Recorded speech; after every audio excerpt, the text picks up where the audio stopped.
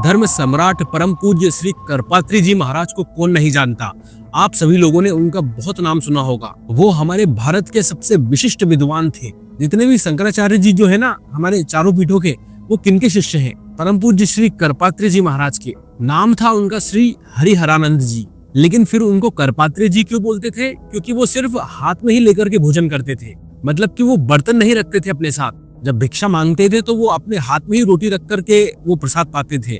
इसलिए उनका नाम कर मतलब हाथ और पात्र मतलब बर्तन, उनका हाथ ही बर्तन था। इसलिए उन्हें करपात्री जी महाराज कहते थे। वो बहुत अद्भुत थे, बहुत प्रभावशाली थे। साक्षात उनको शंकर जी का ही आप अवतार मान लीजिए। वो करपात्री जी महाराज इतने सिद्ध थे कि क्या कहें उनके बारे में, कि आप मान लीजिए पहला गोरक्षा आंदोलन उन्होंने ही शुरू किया था। जो 1966 में आंदोलन हुआ था ना दिल्ली में, जिसमें इंदिरा गांधी ने गोली चलवाई थी, उस आंदोलन में महात्माओं के ऊपर और गायों के ऊपर गोलियां चलवाई थी, जिसमें हजारों गायें मारी गई थी। उस समय परम पूज्य करपात्री जी महाराज वहां जंतर मंतर पर गौ माता के लिए धरना दे रहे थे। मतलब कोई और उनका कुछ उद्देश्य नहीं था, किसी और चीज के लिए वो प्रदर्शन नहीं कर रहे थे। जबकि वहां पर बहुत ही साधुओं की हत्या कर दी गई थी और करपात्री जी महाराज गिर गए थे। उन्होंने ऐसा ही सोचा था कि गो हत्याएं इतनी हो रही है तो उसको रोकने के लिए कुछ कानून बन जाएगा। उन्होंने बोला कि संसद का घेराव करेंगे।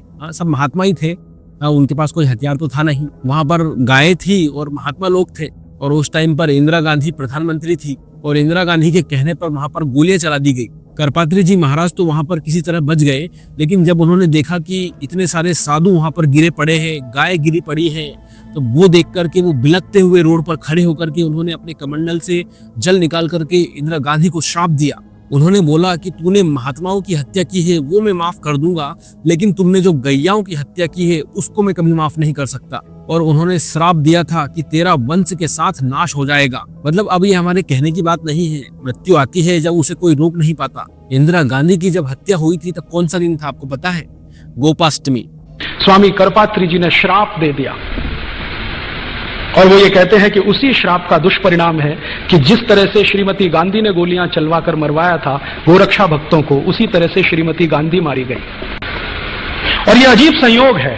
मैंने इस पे थोड़ा काम किया तो मुझे पता चला श्रीमती गांधी ने जिस दिन ये गोली चलवाई थी उस दिन गोपाष्टमी थी। भारत में गाय के पूजन का सबसे महत्वपूर्ण दिन है गोपाष्टमी। दीपावली के कुछ दिन बाद आता है। और श्रीमती गांधी को जिस दिन गोली मारी गई वो दिन भी गोपाष्टमी थी। संजय गांधी का प्लेन क्रैश हुआ वो कौन सा दिन था जानते हैं आप? गोपाष्टमी। राजीव गांधी की हत्या हुई तमिलनाडु में, कौन सा दिन था वो आप जानते हैं? वो भी गोपाष्टमी। उन महात्माओं पे गोली कब चलाई थी जानते हैं आप? गोपाष्टमी। गोपाष्टमी का ही तो आंदोलन कर रहे थे करपात्री जी महाराज। वो वहां पे कोई हथियार लेकर के थोड़ी जा रहे थे। गायों और महात्माओं को लेकर के घेराव भी तो किया था उन्होंने। उनका प्रदर्शन सिर्फ एक ही बात के लिए था कि गायों के लिए कानून बनाया जाए और उनके ऊपर गोलियां चला दी गई।